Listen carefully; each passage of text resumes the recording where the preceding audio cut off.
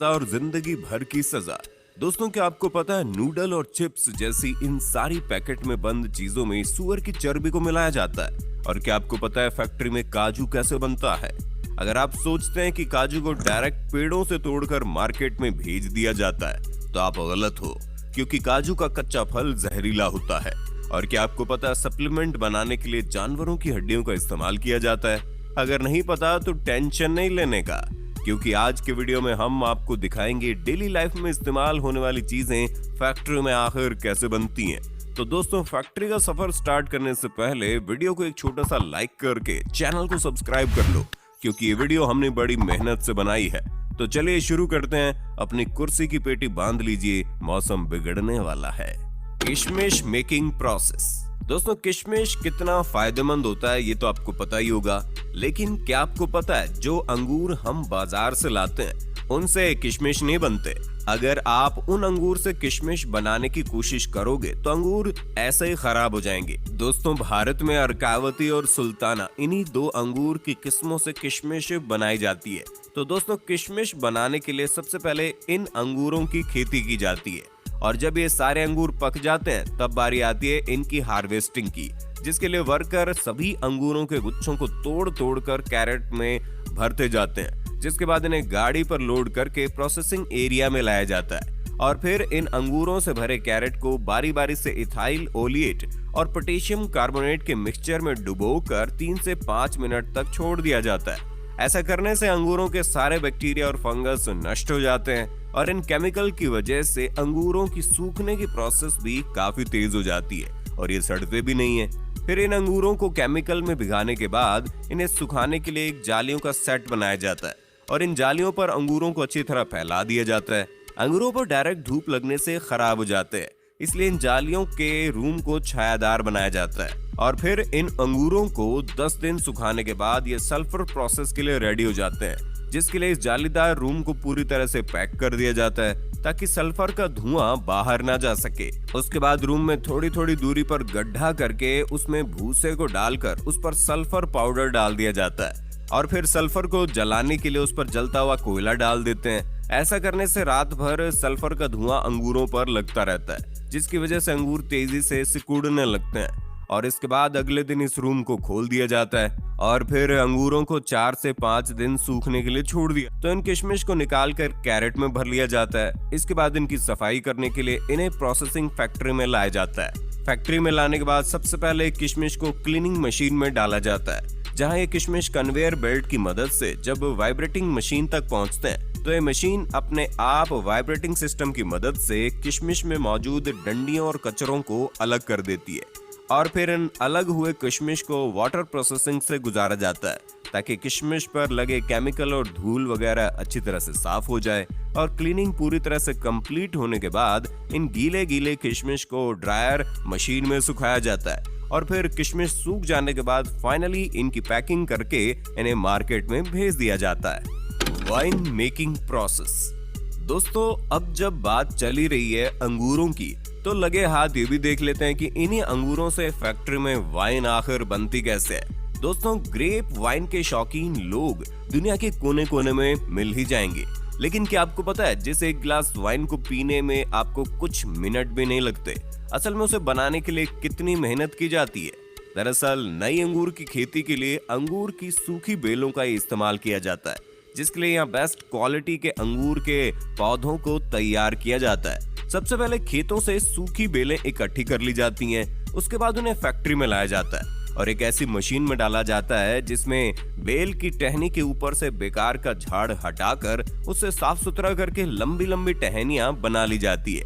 अब इन्हें इकट्ठा करके कारीगरों के पास भेज दिया जाता है। कारीगर इन टहनियों को एक सी लंबाई में काटकर इनके गट्ठर बना देते हैं। उसके बाद बारी आती है इनकी सफाई करने की, और इन पर से धूल, मिट्टी और बैक्टीरिया को साफ करने के लिए इन्हें एक ऐसे लिक्विड में डाला जाता है जो इन्हें साफ करने के साथ साथ जर्म्स फ्री भी बना देता है। अब काम शुरू होता है कलम बनाने का, यानी कि ग्राफ्टिंग का, जिसके लिए जो सबसे अच्छी क्वालिटी की टहनियां होती हैं उन्हें गांठ वाले हिस्से की तरफ से छोटे छोटे टुकड़ों में काटकर उन्हें उसी घोल में डालकर उनकी भी सफाई कर ली जाती है। उसके बाद एक मशीन की मदद से जिन टहनियों के गट्ठर बनाए थे उन्हें छोटे गांठ वाले टुकड़ों के साथ जोड़कर उनकी ग्राफ्टिंग की जाती है, जिसके लिए खास मशीन का इस्तेमाल किया जाता है। इस मशीन के ऊपर छोटे टुकड़े को फंसाया जाता है और नीचे लंबे टुकड़ों को रखा जाता है, जिसके बाद ये मशीन उस छोटे टुकड़े को लंबे टुकड़ों में फिक्स कर देती है और अब कलम बनकर तैयार हो चुकी है। अब इनमें नमी को बनाए रखने के लिए इन्हें सबसे पहले मोम के घोल में डाला जाता है। उसके बाद इन्हें इकट्ठा करके एक बॉक्स में डालकर ऊपर से लकड़ी का बुरादा डाल दिया जाता है। उसके बाद इनकी तराई की जाती है और महज 15 से 20 दिनों बाद जब इनमें अंकुर फूट जाते हैं और इनकी जड़ें निकल जाती है तो इन्हें उस बॉक्स में से निकालकर खेतों में रोपाई के लिए भेज दिया जाता है, जहाँ पर इनकी बेहतरीन देखभाल की जाती है और एक उम्दा किस्म की वाइन के लिए अंगूरों की फसल तैयार की जाती है। जब ये फसल पूरी तरह से तैयार हो जाती है तो प्रोसेस शुरू होता है वाइन बनाने का।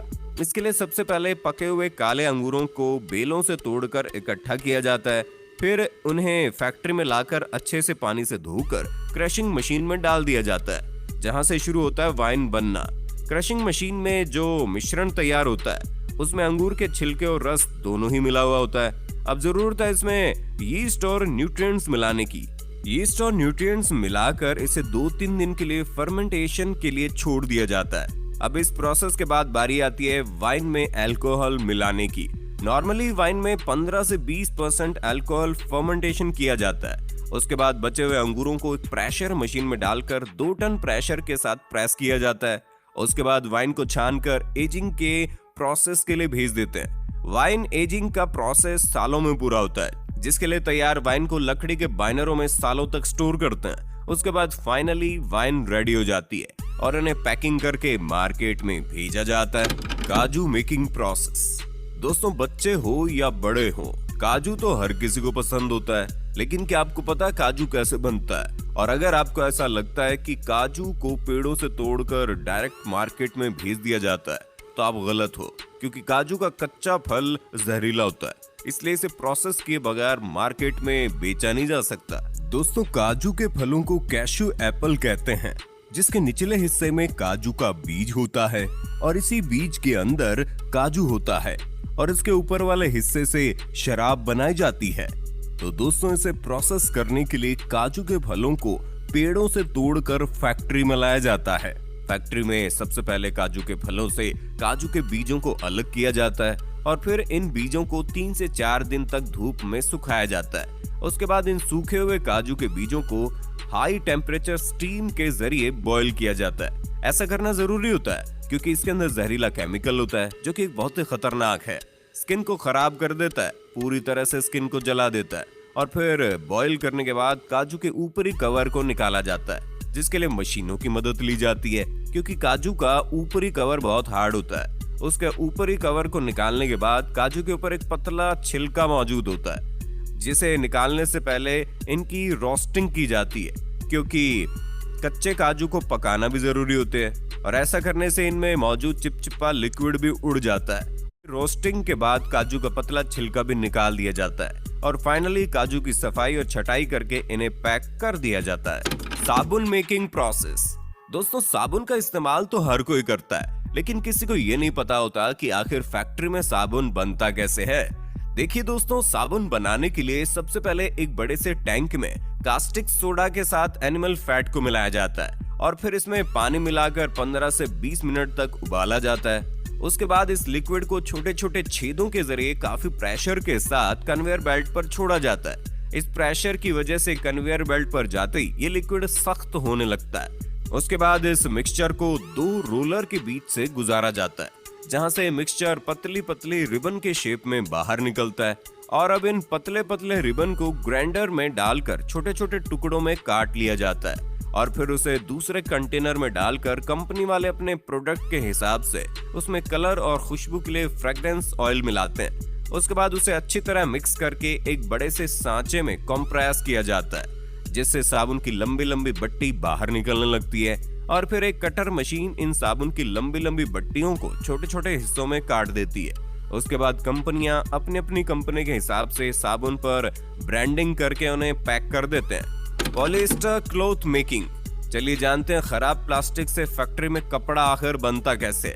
देखिए दोस्तों, खराब प्लास्टिक से कपड़ा बनाने के लिए सबसे पहले दुनिया भर से बहुत सारा खराब प्लास्टिक का मटेरियल फैक्ट्री में मंगवाया जाता है। उसके बाद इन सारे खराब प्लास्टिक के मटेरियल को कन्वेयर बेल्ट पर डालकर बहुत ज्यादा खराब प्लास्टिक को अलग कर दिया जाता है और फिर इन खराब प्लास्टिक के मटेरियल को एक क्रशर मशीन में डालकर क्रश किया जाता है। इसके बाद इस बारीक प्लास्टिक को गरम गरम पानी में डालकर उबाला जाता है और जब ये प्लास्टिक बिल्कुल साफ हो जाती है तो एक छलनी की मदद से इन ऑफ प्लास्टिक को छानकर बाहर निकाल लिया जाता है, जिसके बाद इन प्लास्टिक को एक रोटेटिंग मशीन में डालकर ड्राई कर लिया जाता है और फिर इस ड्राई प्लास्टिक के पाउडर को इस मशीन में डाला जाता है, जहां ये प्लास्टिक का पाउडर हाई टेम्परेचर से गुजरते हुए प्लास्टिक के लंबे लंबे थ्रेड की शेप में बाहर निकलता है। इसके बाद इसे हीट करके फाइबर बना लिया जाता है। ये फाइबर रुई के शेप में होता है, जिसके बाद इसे रुई से धागा बनाया जाता है और धागे से कपड़े कैसे बनते हैं ये तो आपको पता ही होगा। Supplement making process. दोस्तों, आजकल का दौर सप्लीमेंट का दौर है। आजकल की भाग दौड़ भरी जिंदगी में हर कोई सप्लीमेंट का इस्तेमाल करता है और हर एक व्यक्ति जो जिम करता है वो भी सप्लीमेंट का इस्तेमाल जरूर करता है। लेकिन क्या कभी आपने सोचा है सप्लीमेंट फैक्ट्री में आखिर बनते कैसे हैं? तो हम आपको बता दें, जितने भी सप्लीमेंट आपको बड़ी तेजी के साथ फुलाकर तगड़ा बनाते हैं ना, उन सभी सप्लीमेंट में ज्यादातर जानवरों की हड्डियों का इस्तेमाल किया जाता है, जिसके लिए जानवरों की हड्डियों को क्रश करके उनका पाउडर बनाया जाता है। लेकिन दोस्तों, हर कोई सप्लीमेंट जानवरों की हड्डियों से नहीं बनता।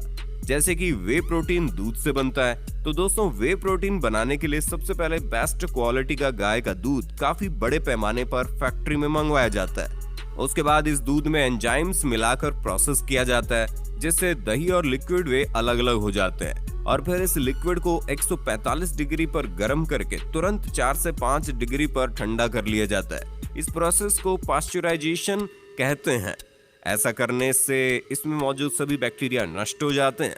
उसके बाद माइक्रो फिल्ट्रेशन और आयन एक्सचेंज की मदद से वे में मौजूद फैट और लैक्टोज को बाहर निकाल दिया जाता है। इसके बाद जो बचता है वो क्लियर वे प्रोटीन होता है, लेकिन अभी तक ये लिक्विड फॉर्म में है, इसलिए इसे एक ड्रायर में डाल दिया जाता है। ड्रायर में लगी हॉट एंड कोल्ड एयर इसका पानी सुखाकर इसे पाउडर बना देती है, जिसके बाद हमें मिलता है 90% वे आइसोलेट पाउडर। अब बारी आती है इनकी टेस्टिंग की और टेस्टिंग में पास होने के बाद इनमें फ्लेवर ऐड किया जाता है। इसके बाद इन पाउडर को डिब्बों में भर के ढक्कन लगा दिया जाता है और फिर अलग अलग कंपनियां अपने अपने कंपनी के हिसाब से लेबल और डिटेल्स लगाकर इन डिब्बों को पैकिंग करके मार्केट में भेज देती है। Chips noodles making. दोस्तों, नूडल्स, मैगी, लेज, चिप्स जैसी कई सारी चीजों को बनाने के लिए सुअर की चर्बी का इस्तेमाल किया जाता है। अगर आप इन पैकेट में बंद चीजों को देखेंगे तो इस पर आपको MSG लिखा मिलेगा, जिसका मतलब होता है मोनोसोडियम ग्लूटामेट। दोस्तों, ये MSG सुअर की चर्बी से बनता है। जब ये बात तेजी से फैलने लगी तो कई सारे देशों ने MSG को बैन कर दिया, लेकिन उसके बाद ये चालाक कंपनियां MSG की जगह E6